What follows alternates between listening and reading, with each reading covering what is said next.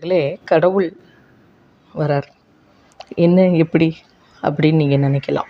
கடவுள் முதல்ல ஒரு குரங்கு, ஒரு பசுமாடு, ஒரு மனிதன் 3 பேருக்கு காட்சி கொடுக்குறார். அப்போ குரங்கிட்ட கேட்குறார், உனக்கு எத்தனை ஜனனம், அதாவது நீ எத்தனை காலம் இருக்க ஆசைப்படுற, 10 வேணுமா 20 வேணுமா அப்படின்னு. கடவுளே எனக்கு 10 போதும் அப்படிங்குதான். போதும், அதுக்கு மீறி நீ ஆசைப்படலை, எனக்கு வேண்டாம் அப்படின்னு. பசுமாட்டுகிட்ட கடவுள் கேட்டிருக்கார், உனக்கு 20 வேணுமா 30 வேணுமா? எனக்கு அவ்வளோலாம் வேண்டாம் கடவுளே, என்னால் இந்த லோகத்தில் அவ்வளோ நாள்லாம் இருக்க முடியாது, அதனால் 20 போதும் அப்படின்ட்டார். அப்போ கடவுள் ஏன் அப்படி இல்லை, இந்த சரீரம், அதாவது இந்த உடல் இந்த மண்ணுலகத்தில் இப்போதும் கடவுளே, நான் அதுக்கெல்லாம் ஆசைப்படலை, நல்லது செஞ்சால் இருக்கலாம், என்னை எல்லா பேரும் துன்புறுத்துவாங்க, இது பண்ணுவாங்க, ஒன்று தான் சொன்னது, எனக்கு இது போதும், நான் ஆயுட்காலம் அப்படின்றது. அப்போ மனிதன்கிட்ட கடவுள் கேட்குறார், உனக்கு 50 வேணுமா 40 வேணுமா 30 வேணுமா அப்படின்னு கேட்டார். மனிதன் சொன்னான், எனக்கு நிறைய நாள் இருக்கணும், நான் நல்லா ஹாப்பியாக இருக்கணும், எல்லாம் ரொம்ப ஆசைப்பட்றேன், ஆகையால் என்னோடய பாகம் 50, நீங்கள் அவங்க வேண்டான்னு சொன்னாங்க பாருங்களேன், அந்த 2 பேரும், அவங்களோட மீத பாகத்தையும் என்கிட்டே கொடுத்துருக்கோம், அப்போ 30 வருது அப்படிங்கிறார் கடவுள். அப்போ நீ 80 வயசு வரையும் இருக்கணும்னு நீ ஆசைப்பட்றியா?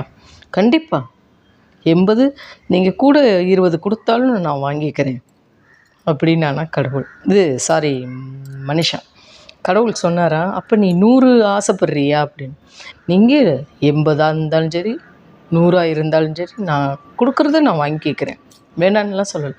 அப்போ நீ ரொம்ப பிரியப்படுற, சரி, ஆகையால் தவழ்கிறது, உழைக்கிறதுக்கு நடக்கிறது, திருப்பி குழந்தையா தவழ்கிறது, திருப்பி என்னென்ன அந்த வயதான காலத்தில் என்னென்ன நீ ஆசைப்படுறியோ நீ நடக்கும் போ அப்படின்னாராம். ஆகையால் கடவுள் நம்ம அங்கேருந்து வர்றப்பே நம்ம வாங்கின்னு வந்துட்டோம், நம்மளுக்கு இவ்வளோ காலம் எனக்கு வேணும் அப்படின்னு வாங்கின்னு வந்திருப்போம்மா. கண்டிப்பாக அந்த மனுஷன் சொன்னான், நான் எது நல்ல நாள்னு கேட்டிருக்கான். நீ உயிரோடு இருக்கிற ஒவ்வொரு நாளுமே நல்ல நாள் தானே அப்படிங்கிறாராம். ஆகையால் நம்ம பிறப்பு, இறப்பு, ஜனனம் எல்லாம் அவன் அப்ளிகேஷன் போட்டு நம்மளுக்கு கீழே அனுப்பிச்சிட்டான், நீ இதை செய், நீ இதை செய், நீ இதை செய்யணும். ஆகையால் விதி, ஆனால் மதியால் வெல்லலாம். கண்டிப்பாக நம்ம இந்த சரீரம் பிறந்துட்டோம், என்னென்ன தொண்டு செய்ய முடியுமோ செஞ்சுட்டே இருக்கணும். இன்றைக்கி இந்த பங்கு செஞ்சுருக்கோம், சோசியல் சர்வீஸ், வெளியில் கோவிலுக்கு போகிறோமா, ஒரு விளக்கு தேய்ச்சி கொடுத்தோமா, ஒரு எங்கேயாவது இது பண்ணோமா, பந்தி பரிமாறுறோமா, ஒரு என்ன உதவி, வழியில் யாரையாவது பசியில் இருக்காங்களா, ஏதோ ஒரு தானம், ஒரு சோசியல் சர்வீஸ் பண்ணிகிட்டே இருக்கணும். ஒரு குழந்தை ட்ரெஸ்ஸு யூனிஃபார்ம் இல்லைங்குதா, ஏதோ ஒன்று யூனிஃபார்ம், குட்டி குட்டி குட்டி குட்டி குட்டி குட்டி தொண்டு செய்ய செய்ய அங்கே நம்ம பாவ மூட்டைகள் குட்டி குட்டி குட்டியாக குறைஞ்சிரும். கண்டிப்பாக நேயர்களே, கண்டிப்பாக இந்த சரீரம் எவ்வளோக்கு எவ்வளோ தொண்டு உள்ளமோ இருக்கோ அவ்வளோக்கு எவ்வளோ நம்மளுக்கு பெனிஃபிட் நிறைய கிடைக்கும். அதை எதிர்பார்த்து, பலனை எதிர்பார்த்து தொண்டு செய்யாதே அப்படிங்கிற மாதிரி இன்றைக்கி நம்ம இந்த தொண்டு செஞ்சுருக்கோம்.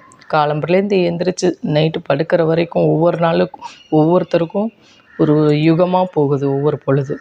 இதில் கொரோனாங்கிறாங்க, பயம், எத்தனை உயிர் பலியானது. அப்போ அந்த கொரோனா இருக்கிறப்ப அந்த நர்ஸுகள்லாம் எவ்வளோ செஞ்சுருப்பாங்க, பாவம். கண்டிப்பாக ஆகையால் தொண்டுள்ளமாக இந்த லோகம் மாறணும். கண்டிப்பாக நேயர்களே. நமஸ்காரம்.